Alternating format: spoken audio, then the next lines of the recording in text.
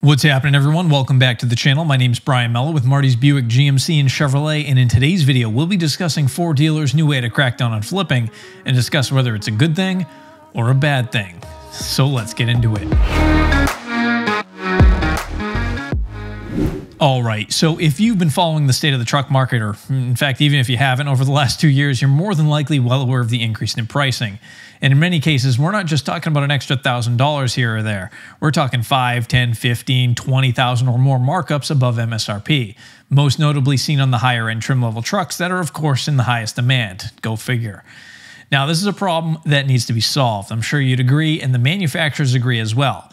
Some of you may have seen this video I uploaded back in January where I talked about the letters that went out to GM dealers from General Motors Corporate, warning those dealers about marking up prices above MSRP, essentially letting them know that they'd be penalized in the form of an allocation loss for doing so.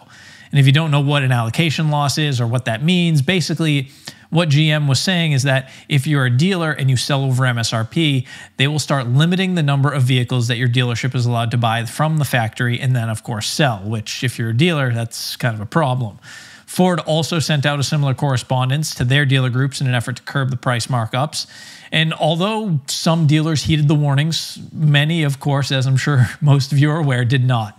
And so the price issues continued in many areas around the country. Fast forward to today, where we've seen many new models released, like the GMC Hummer EV and Ford Lightning, for example, and manufacturers and dealers are recognizing that there's another major problem in the market that is also greatly affecting pricing, and that is flippers. As customers are now taking deliveries of their F-150 Lightnings, we're seeing them pop up all across the market for sale with little to no miles and absolute insane price markups like this one right here. Flippers have obviously seen the opportunity to cash in, and so that's what they're doing. Now, from my understanding, Ford dealers are not marking up their Lightnings, because if they do and they get caught, Ford won't let them get any more of them. So kudos to Ford on that one. But it does seem that many customers aren't buying the Lightning to drive it or reserving the Lightning to buy it. They're only getting the truck so that they can flip it and cash in. And I get that very few people will have any sympathy at all for dealers losing out on any big profits, but imagine for a second that you're selling a product, just for number's sake, say it's $10, and a quarter of the people that buy it from you, they're reselling it for $20. Chances are pretty good that you'd end up raising your prices to at least $15, as the market has obviously told you that you can get much more money for the product that you're selling. I'm pretty sure most of you, if not all of you, would agree with that. In fact, some of you would raise the price to $20, but that's essentially what a dealer is looking at right now, only they can't raise their price to match the market. So how do we solve the problem without raising prices at all? How do we make this fair for everyone? Well, some Ford dealers think they have the solution, and Ford Corporate is leaving it up to them to decide if they want to do it or not. What's that solution?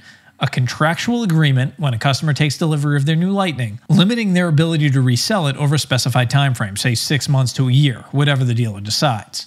Now, that may sound like something really crazy to you, but it isn't something that's actually new to the automotive industry. It's one of those things that you see more in like the high-end supercar market. Think like Ferrari, Lamborghini, or even Ford actually did this when the new Ford GT was released. If you were one of the selected buyers to actually buy a Ford GT, you had to keep the car for 2 years before selling it. Some of you may recall John Cena was actually one of those buyers, and he sold his Ford GT early and then, of course, got sued by Ford for doing so. Now, you might be thinking, that's not fair. If I buy a truck, I should be able to do whatever I want with it, which includes selling it. And in most cases, I would absolutely agree with you 100%. But this is a really weird market and a weird issue that I don't think has a perfect solution. And if dealers implemented this, I actually do think that many consumers would benefit, although I do think there's a good way to make it a little more fair, and I'll explain how I think it should work in just a second. But first, let's talk about the benefits of Ford dealers doing this.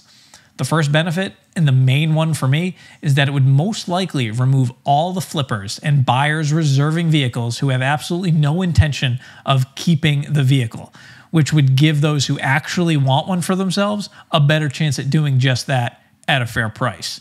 I think we could all agree would be kind of nice. The second benefit is that over a little bit of time, it would help cool down the used truck prices. I know there are a lot of people out there who are frustrated seeing used trucks priced at new truck prices. And why is that? Well, when new trucks are, of course, selling for way over MSRP, it, of course, allows for an increase in used truck pricing to kind of close that gap.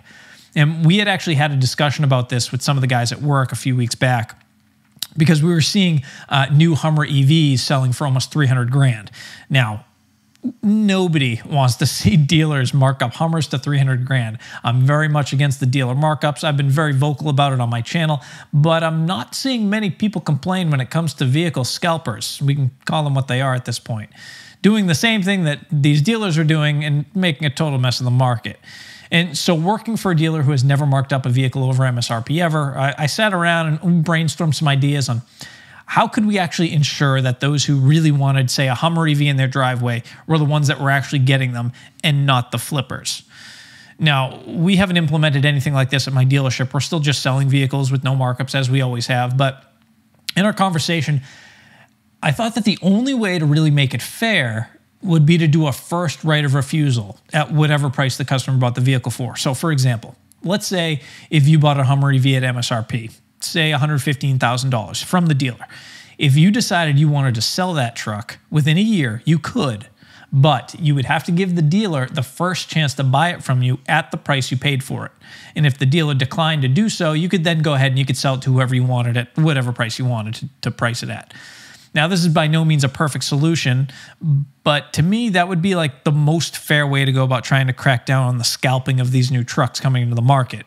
So, as some Ford dealers start doing this, I do hope that they implement a first right of refusal clause, but I guess we'll kind of just have to wait and see. Realistically, it's a messy and complex thing to try and come up with a solid solution that's fair for everyone across the board, but hey, what's the worst that happens? You buy a truck at MSRP, you get to drive it for a few months and sell it back to the dealer where you paid for it, so you get to drive it for free. I mean, that doesn't seem that bad to me.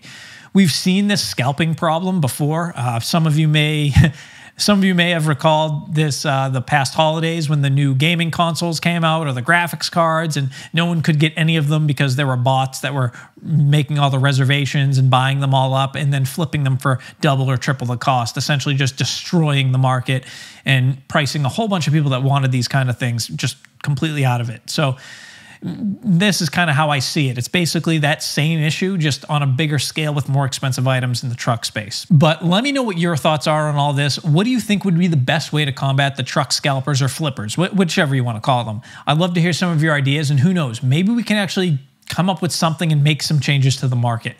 As always, I'd like to thank you all for watching. If you made it this far into the video, if you could help me out by just smashing that like button, I'd greatly appreciate it. Subscribe to stay up to date on all things GM. Check out my friends over at gmpartsdepartment.com for all your GM OEM parts needs, and I will catch you all on the very next video. Thanks again, and take care.